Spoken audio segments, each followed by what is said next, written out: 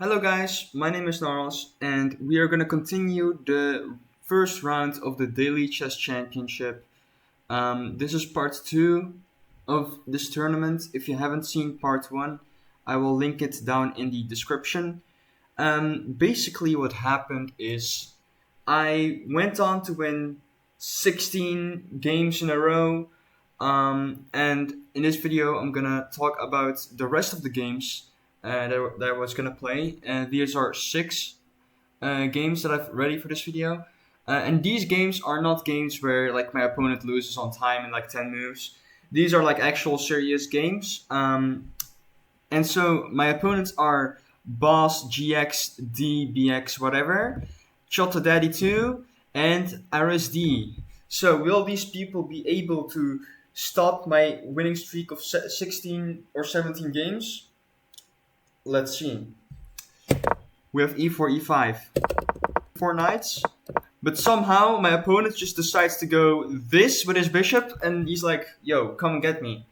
And I'm like, okay, fine, let's trade a bishop. Let's start some attack on the king side, you know? Because, I don't know, I just want to beat this guy in 10 moves. And so what ends up happening is he eventually grabs space in the center. He takes my center pawn, and then I take my knight. Notice how there's like discovered attack on my bishop after recapturing the knight.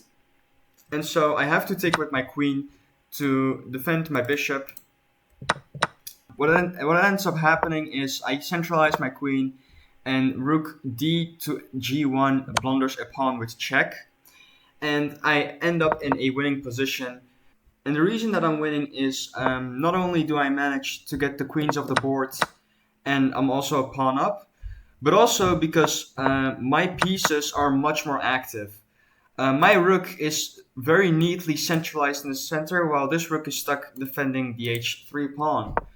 And so what I'm going to try to do is slowly bring my king and rook to win these pawns. And I do succeed in doing that. He does get my g7 pawn, but that really doesn't matter.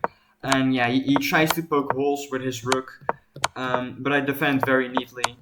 And it doesn't take very long before I finally promote a queen, and he ends up, I believe, running out of time or resigning. Yeah, he resigns. So that was a very good first game of this video. I will now play with the white pieces against him. And honestly, I was just ready to just scholars mate him. Because I really don't believe he's really that good at the game.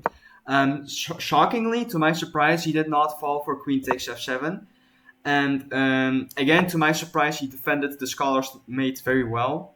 Generally, what you want to do against the scholar's mate is defend the f7 pawn. And the way you do that is by playing g6, because it blocks, it prevents the queen from taking on f7.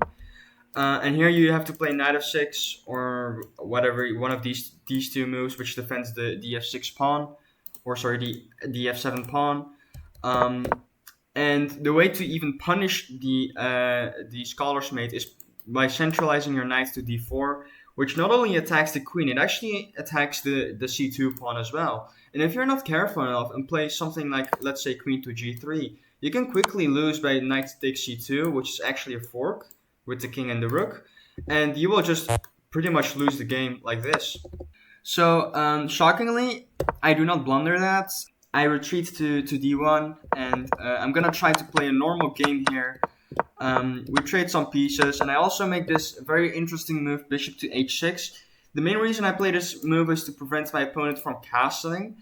But there's also another reason to it, because after a queen trade, I have this very sneaky move, bishop to g7, which attacks the rook and attacks the pawn. And basically my argument is you cannot castle kingside anymore. And after he gives me a check, we trade the bishop, I castle, and we get into a rook endgame where I am up a pawn. And just like the last game, I'm gonna try to centralize my rooks and hopefully get a checkmate as soon as possible. Now he does end up for counterplay with his H and G pawns, and this moment is very crucial because how am I gonna take, right? If I take the F pawn, he's gonna get with Rook F2. He's probably gonna take first, and then Rook F2, and then it's gonna be scary. But if I take with the H pawn, he can take back, and again I can decide to take with the F pawn and then allow Rook to F2, or I can just play a bit sneaky and play Rook to H1, which eventually I do allow him to capture my pawn. And before taking back, I first give a check, trade the rooks, and then I take the pawn back. This way I solidify my structure and I get another piece of the board, which only makes the position easier for me. Now my plan is to get rid of these pawns.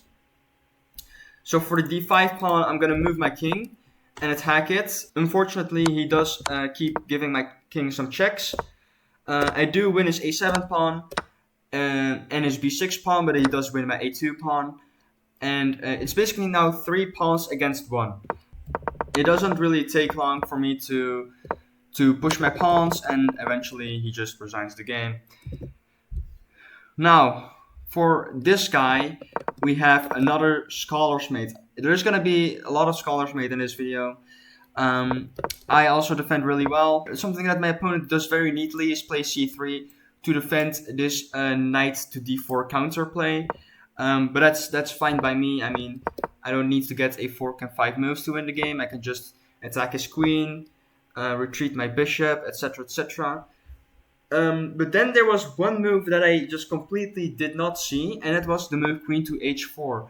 Now what this does is creating a battery on this diagonal, pressuring my knight, and which is pinned to the queen.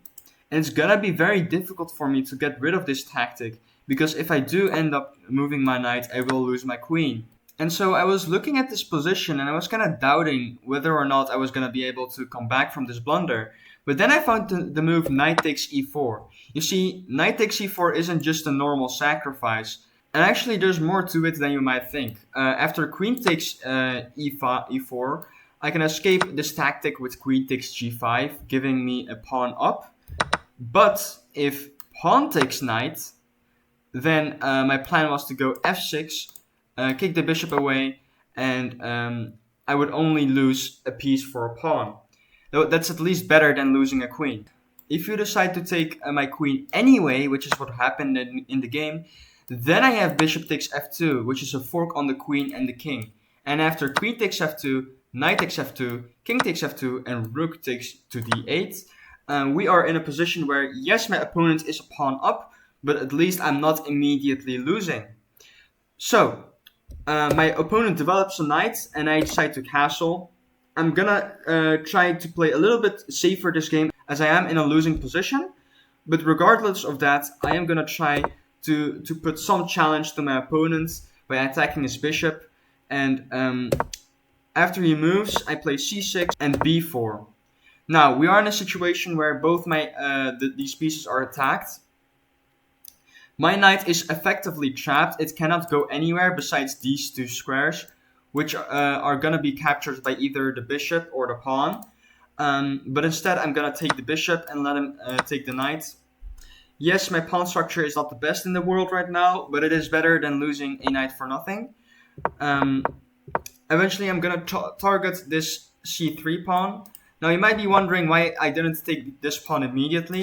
And the reason because I didn't take this is because I saw knight b5 as a threat. And he's going to be attacking both my rook and my 2 pawns in here. So I wanted to play a6 as a kind of prophylactic move to prevent knight b5. Now he attacks my pawn on b7, but I really don't care. I'm just going to grab the pawn on c3, as it is a double attack on both the pawn and the knight. We have rook b3, take, and rook to c8. I now have the open c-file, and we're equal in material.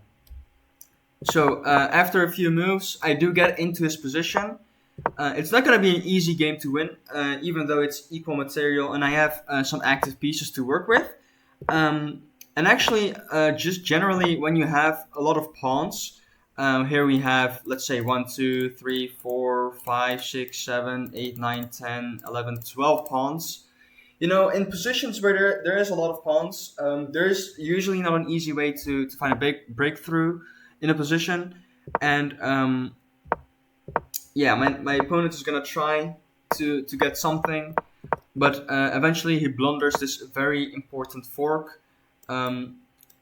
He's going to lose something anyway. So now I can finally win his knight, and after a few moves of converting this position, I managed to get a few passed pawns that I can push, and it did not take long for me to win the game, as he lost on time.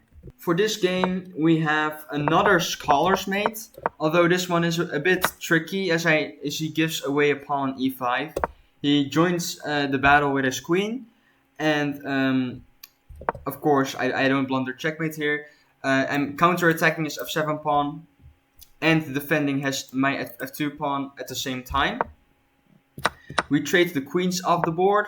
We have bishop c4 targeting f7, but he defends with rook to f8. And it doesn't take long before he attacks my f2 pawn as well with his minor pieces. I just castle, no big deal. And after some time, he blunders the d6 pawn here, which gives me already an advantage. We trade the bishop, and I believe around here, things start to get a little tricky around here. I'm attacking his knight. He goes knight d5. Now he's attacking the b3 pawn. I actually do not have an efficient way to defend this pawn. If I do decide to go bishop to b5, he has the move a5, which is protected by the rook. I have to move the bishop, and he can just take my pawn like this. I ended up giving up the c3 pawn by playing knight to c5, attacking his b7 pawn. And after b6, knight a6, he could take my c3 pawn, but there's a fork attacking his king and rook, and he actually blundered into this, giving me an even better advantage. And it really did not take long for me to win this game as well, as I tried to simplify the position with my rooks and got into a completely winning pawn endgame. The last two games. Okay. ARCISD. Now this guy is really good at chess for some reason. And he was actually very close in a leaderboard with me.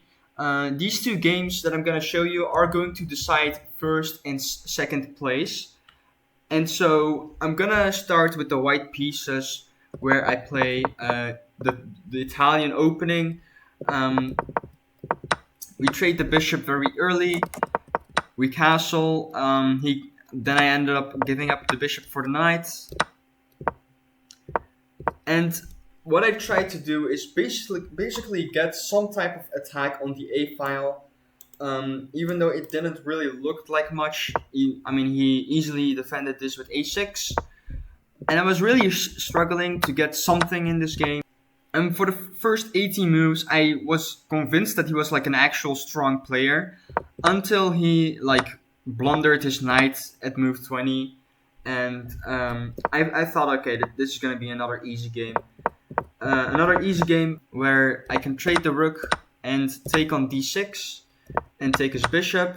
It was no surprise that I managed to convert this endgame. Managed to trade off the queens, and eventually he ran out of time. And so that means if I win this game, that means I have a perfect tournament score, and I move up to the next round. So basically, I still really wanted to win this game. But let's see. We have a 4 knights opening. The opening by itself wasn't necessarily interesting. He did a very weird knight maneuver. I just took his knight. I just didn't really want to deal with his rook. I pushed my pawn. I took on e3, and I could have played queen to d4, pinning the queen with the king enforcing a queen trade. I first decided to play queen b5 to attack b2, which would trap his rook in the corner. He defends, and now I decided to trade queens. And because now I have two open, semi-open files that I can basically just take over. He is kind of playing a bit unpredictable with his knight here, and he also is giving me a free c2 pawn, which I would gladly take. I didn't want to take d3 because e5 was hanging, so I had to deal with that first. Then he defended his pawn with his bishop. And yeah, I am again in a winning position. I was looking to win 22 games and lose 0 games. But it actually wasn't so easy. I mean, I thought I had a free pawn here, but I missed rook to d1. And this was the crucial move that cost me a knight, quite frankly. Yes, I can grab e4, but after rook takes, bishop takes, and knight c5, we are in an endgame where my opponent has a knight and a bishop for a knight. And yes, there is equal material because I have 3 pawns for the extra bishop, but still 2 pieces are better than 1, and I'm gonna have to really fight for my life to get something going in this game. And it really was very difficult to figure out what to do in a losing endgame like this. But eventually, my opponent managed to win another pawn. Now I am definitely losing. After a knight trade, I tried to get something, but these pawns really were just no help at all. I wish I could just move this pawn all the way over here and maybe it would be a draw. I don't know. But I really tried. I had one trick up my sleeve sometime later. I was thinking about a little trick that I could play. Perhaps f4 check. If pawn takes, then I have g3. And surprisingly, the pawns are blocking the access of the king for the promotion square. But the bishop actually is the hero of the story, as he is able to capture both pawns. I also calculated something else, like king takes, I think. And I thought maybe, yeah, that's not gonna work. No. I mean, I desperately tried to calculate something with f4, but it really did not work whatsoever. And so I just lost the game with a checkmate. All right, so I have won 21 games and lost a single game. So what are the standings? Well, the standings are both me and RCSD on first place. Now, one thing that I was a little bit surprised about is that we both ended up getting first place and like advanced to the next round or something.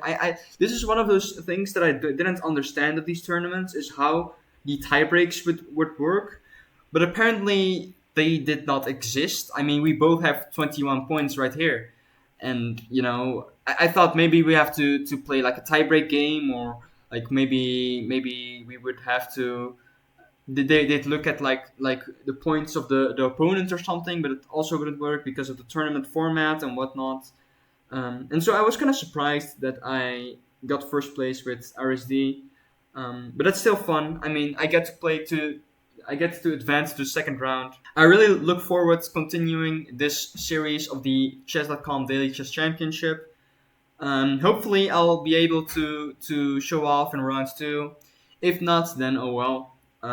That just is what it is. Yeah, I mean, that's basically the end of the video. I hope you enjoyed this video. Another thing that I'm gonna say is I will, as the video gets uploaded to YouTube, I will probably be taking a break from rapid chess, and I do want to focus more on daily chess, since I have more fun playing that. And I kind of just given up the rating goal of 1500 elo. I mean, I don't know. Maybe I'll get it someday. Maybe I'll just like jump to 2000 elo someday. I don't know. I just want to take a break from rapid chess. I want to focus more on daily chess, and who knows, some other chess variants out there. And yeah, that's basically everything I wanted to say in this video. And yeah, I'll see you in the next one. Goodbye.